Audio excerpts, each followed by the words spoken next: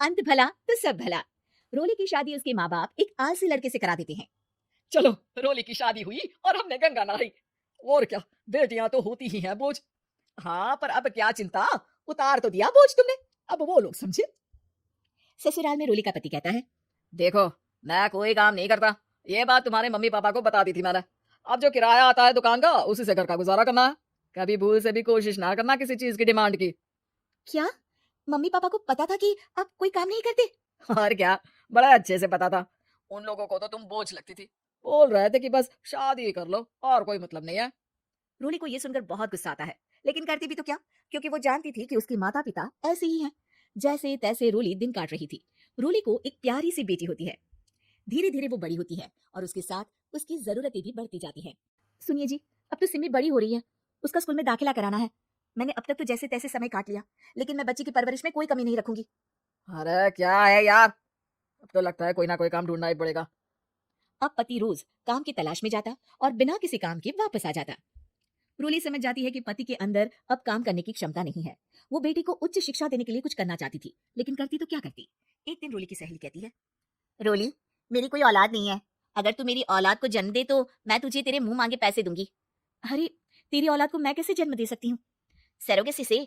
बच्चा मेरा और वैभव का ही होगा, लेकिन कोख तेरी होगी। ये संभव है रोली। रोली कुछ सोच कर कहती है, मुझे मंजूर है, लेकिन मैं इसका 2 लाख रुपया लूंगी। अरे कोई बात नहीं, मुझे मंजूर है। रोली खुश हो जाती है कि एक बच्चा पैदा करने का उसे 2 लाख रुपया मिलेगा। वो घर आकर पति को बताती है, वो भी खुश हो जाता है। अब क्या था, डॉक्टर के पास जाकर सहेली का बच्चा रोली की कोख में पलने लगता है। मुझे 20,000 चाहिए मेरे बेटी के एडमिशन के लिए। हाँ हाँ ठीक है, मैं उसके एडमिशन से लेकर सारे खर्चे उसके अकाउंट में डाल रही हूँ। रोली की बेटी का एडमिशन हो जाता है। रोली को लगता है कि वो अब सब कुछ ठीक कर देगी। दिन और महीने आगे बढ़ते हैं। अब एक दिन, एक बात कहूँ जी, काश इस बच्चे को मैं रख पाती। मैं अब इससे काफी जुड़ गई हूँ। अरे यार, पता नहीं किसका बच्चा है, अपने पास है ना अपनी मुन्नी। हाँ, लेकिन अब मैं भी इस बच्चे से जुड़ा हुआ फील करने लगी हूँ। लेकिन मैं ये जानती हूँ कि ये मेरा बच्चा नहीं है। दोनों की जिंदगी ठीक चल रही थी, लेकिन कहते हैं ना कि सुख का पल ज्यादा लंबा नहीं होता। एक दिन रोली की सहेली का फोन आता है। रोली, मुझे अब ये बच्चा नहीं चाहिए, मैं अपने पति को छोड़ रही हूँ। अरे लेकिन मुझे पैसों की जरूरत है, बच्चा तुम्हारा है, मैं क्या करूंगी? सहेली बिना कुछ बोले फोन काट देती है, फोन स्विच ऑफ कर देती है। लेकिन रोली के जीवन का तूफान यही नहीं रुकता। रोली, मैं इतना भार नहीं उठा सकता। आज पढ़ाई का पैसा मांग रही हो, कल को शादी, कॉलेज और पता नहीं क्या क्या। मैं तुम्हें छोड़ रहा हूँ, अपनी बच्ची उठाओ और निकलो इस घर से। अरे पर मैं कर तो रही हूँ ना बच्चे के लिए काम, आप आराम से रहिए ना। क्या काम कर रही हो, देख रहा हूँ मैं।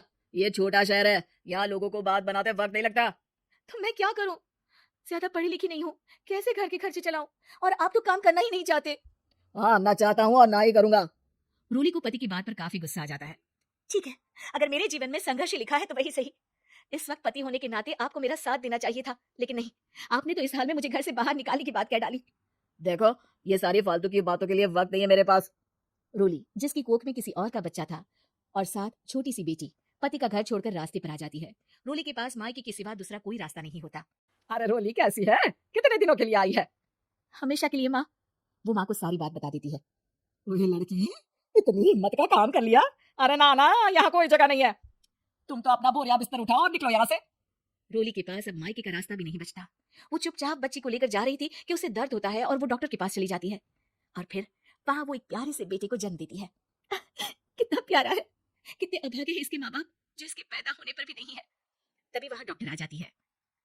रोली, बच्चे के पिता तुमसे मिलना चाहते हैं। आपका बहुत बहुत शुक्रिया, मैं इस बच्चे को पालूंगा। भले ही इसकी माँ ने इसे छोड़ दिया हो, पर मैं अपनी जिम्मेदारी निभाऊंगा। तो क्या आप मुझे इसके पैदा करने के लिए जिन पैसों की बात हुई थी वो भी देंगे?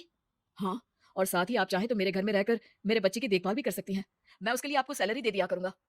रोली को लगता है कि जैसे भगवान ने उसके लिए सुकून का रास्ता खोल दिया।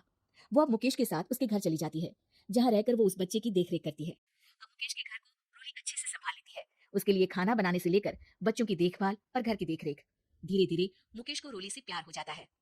रोली, तुम्हारी बेटी और मेरा बेटा बिल्कुल भाई बहन की तरह साथ रहते हैं। हाँ, आखिर है तो एक ही कोख के बच्चे, अटैचमेंट तो होगा ही ना। रोली, तुमने घर और मुझे दोनों को संभाल लिया। ये तो मेरा काम है। आपने भी तो मुझे छत दी, जिससे मैं अपनी बेटी की पढ़ाई और भविष्य के लिए पैसे जोड़ सकूं। अब रोली, क्या तुम मुझसे शादी करोगी? अब मैं जानता हूँ तुम्हारी भी शादी कुछ खास अच्छी नहीं रही। रोली को मुकेश की बात ठीक लगती है।